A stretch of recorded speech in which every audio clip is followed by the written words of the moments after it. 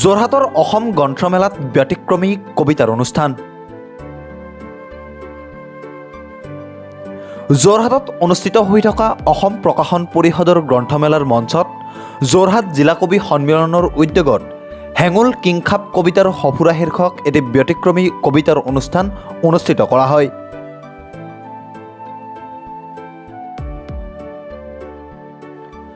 উক্ত অনুষ্ঠানত যোৰহাটৰ 25গৰাকী কবিৰ 25টা কবিতা 25গৰাকী আবৃত্তিকাৰে আবৃত্তি কৰে। যোৰহাট জিলা কবি সন্মিলনৰ সম্পাদক দেৱজিৎ গোস্বামীয়ে আগধৰা উক্ত অনুষ্ঠানটিৰ উদ্বোধন কৰে যোৰহাট জিলা কবি সন্মিলনৰ প্ৰাক্তন সভাপতি তথা বিশিষ্ট আবৃত্তিকাৰ যোগানন্দ বৰাই। সদৌ অসম কবি সন্মিলনৰ উপসভাপতি উজ্জ্বল পাউগাম আৰু আবৃত্তিকাৰ গীতিমণি হাতীমুৰীয়াই পৰিচালনা কৰা উক্ত অনুষ্ঠানটিত জ্যেষ্ঠ আৰু প্ৰতিষ্ঠিত আবৃত্তিকাৰ ক্ৰমে আবৃত্তিৰত্ন শান্তিছায়া শইকীয়া আৰু যোগানন্দ বৰাক সম্বৰ্ধনা জ্ঞাপন কৰা হয়।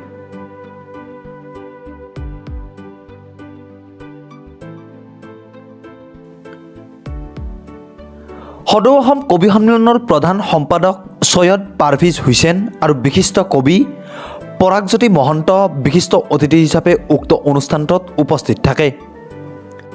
অনুষ্ঠানটিত অসম সত্ৰীয়া সংগীত মহাবিদ্যালয়ৰ মনোৰঞ্জন বৰা আৰু ডিজেছ খাউণ্ডে বাদ্যযন্ত্ৰ সংযত কৰে।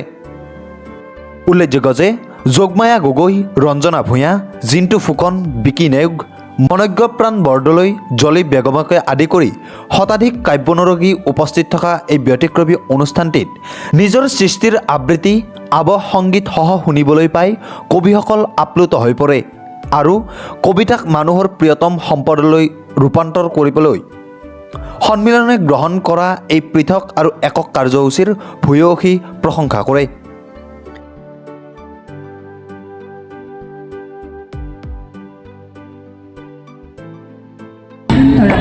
যোৰহাট জিলা কবি সন্মিলনে কবিতাক মানুহৰ প্ৰিয়তম সম্পদলৈ ৰূপান্তৰিত কৰিবৰ বাবে বিভিন্ন সময়ত বিভিন্ন ধৰণৰ কাৰ্যসূচী হাতত লৈ আহিছে।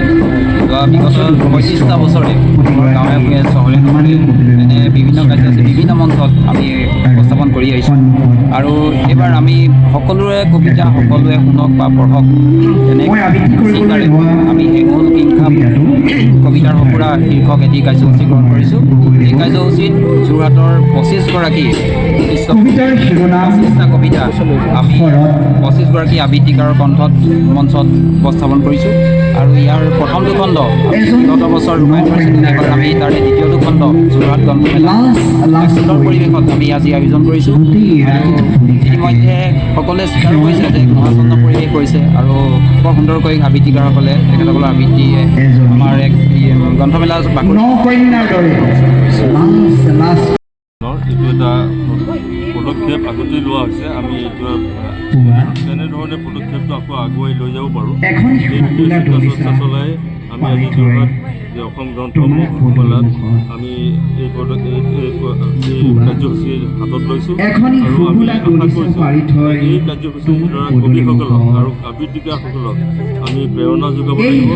কবিতাক মানুহৰ মাজলৈ লৈ যোৱাৰ আমাৰ এক পৰিকল্পনা আছে। সেই পৰিকল্পনা বাস্তৱায়িত কৰিবৰ কাৰণে আমি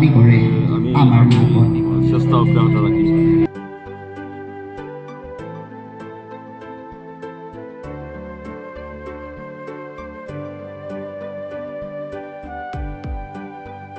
যোৰহাটৰ পৰা বিকি নেওগৰ ৰিপৰ্ট, প্ৰাতঃ টাইম।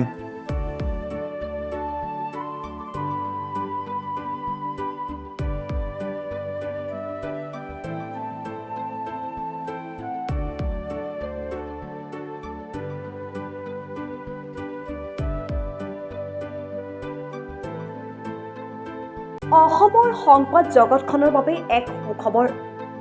নৰূপ নসাজেৰে প্ৰায় 30 বছৰীয়া অভিজ্ঞতা পুষ্ট সাপ্তাহিক কবচ পুনৰ এবাৰ ৰাজ্যৰ মাজলৈ।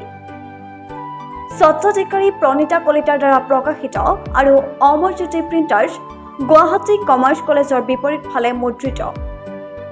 আমাৰ ঠিকনা মুখ্য কাৰ্যালয় অসম ফৰেষ্ট স্কুল, হৰি মন্দিৰ পথ, গুৱাহাটী আৰু অস্থায়ী কাৰ্যালয় কলিতা মাৰ্কেট, বিজয়নগৰ, কামৰূপ, অসম।